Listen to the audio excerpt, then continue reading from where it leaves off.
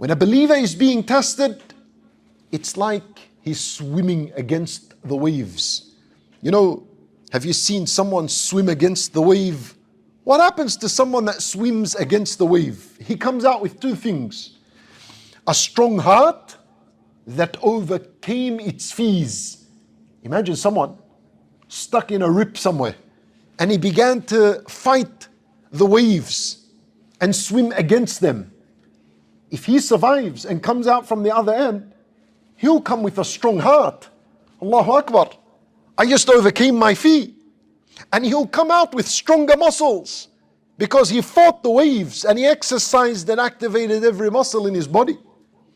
And in the exact same case, during a calamity, when the believer observes patience and struggles during this calamity of his, he comes out of the other end with a stronger heart, stronger faith in Allah Azza wa Jal, believing قُلْ لَن يُصِيبَنَا إِلَّا مَا كَتَبَ اللَّهُ لَنَا.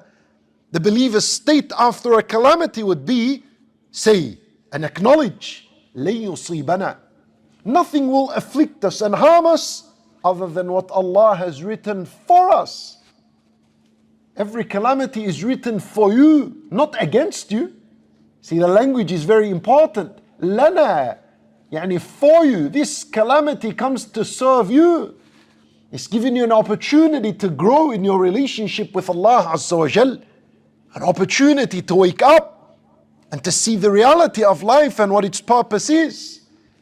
How many times have calamities happened? And I've been to these types of calamities in where there's accidents and deaths, and we go to the family's house and we give a ta'ziyah or condolences, and people are just shocked and the calamity is awakening them up. So it's for you, it serves you, for you to wake up. And at the end of this calamity, a person realizes, Alhamdulillah ala kulli hal, Alhamdulillah for whatever Allah Azza wa Jalla has decreed and ordained. So a person after the calamity comes out pure, having cleansed himself from the sins. He comes out of the calamity stronger than when he entered. That is why Allah Azza wa Jal tests the believer, so that his iman can grow, his heart can grow. And you know, on the Day of Judgment, Allah Azza wa Jal weighs the hearts of the believers, not their bodies. And Nabi sallallahu alayhi wa sallam says, يَأْتِ الرَّجُلُ السَّمِينُ الْبَدِينُ لَا يَزِنُ عِنْدَ اللَّهِ جَنَاحَ بَعُوضَةٍ.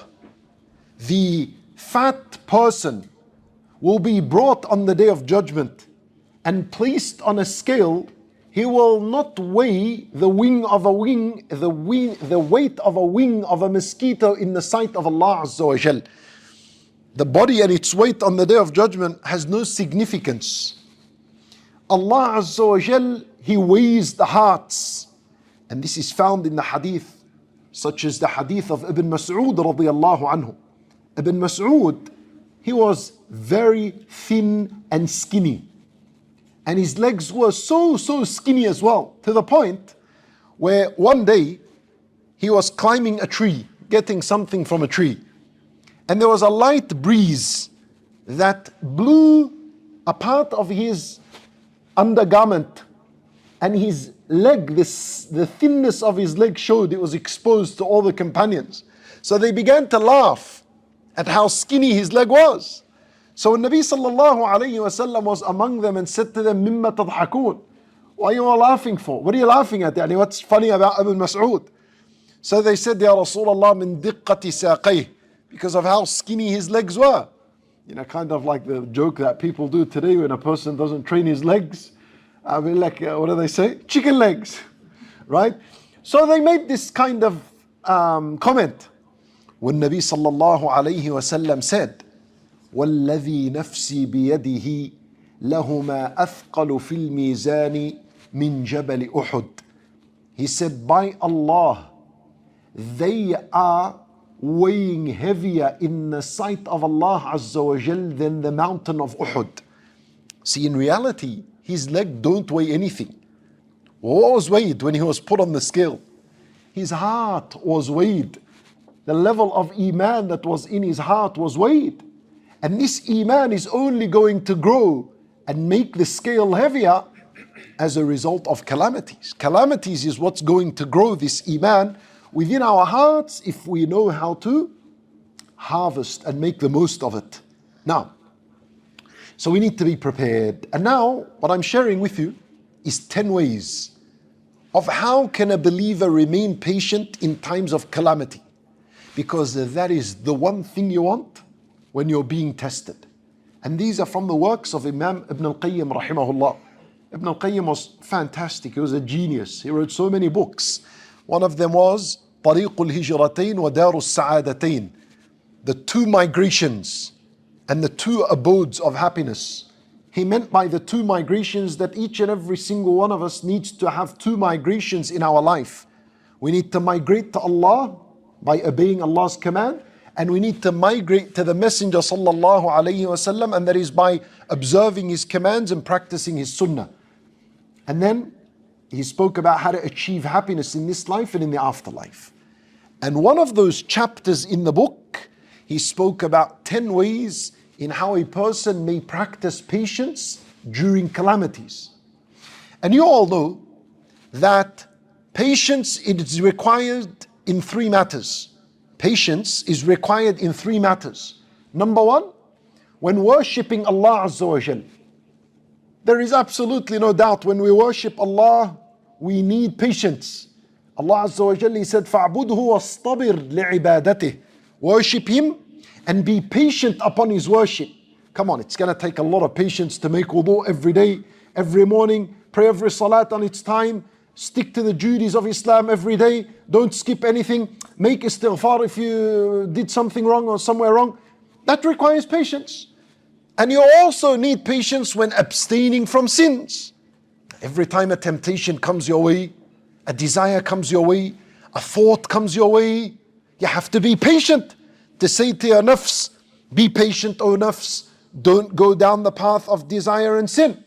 That requires patience.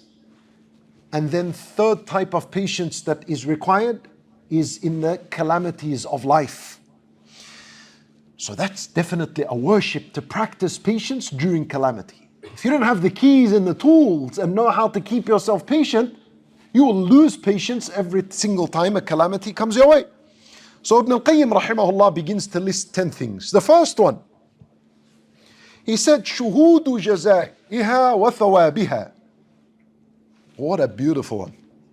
He says, the first way to keep yourself patient during a calamity is to recognize and be aware of the reward and compensation for your patience during a calamity.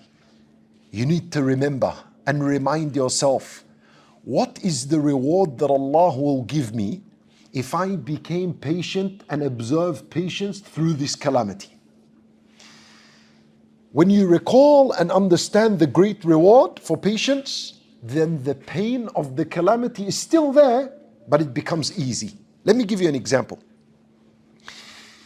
If someone was to say to you, brother, we're going to lash you, and for every lash, there's obviously going to be a lot of pain and suffering, but we're going to reward you with $5,000 for every lash. What happens now? Lash me more. Because you know the reward behind every lash. There is pain, there is difficulty, there is suffering. That didn't go. But what made it easy is for you to always remember and keep in focus the prize I will get at the end. Right? Your eyes is now on the prize, and you're biting your tongue and you're accepting the pain. Keep going, because I'm looking forward to the reward at the end of it. And brothers in Islam, we're not getting $5,000 for every suffering that Allah Azza wa Jal descends or decrees upon us. We're earning a reward that is unimaginable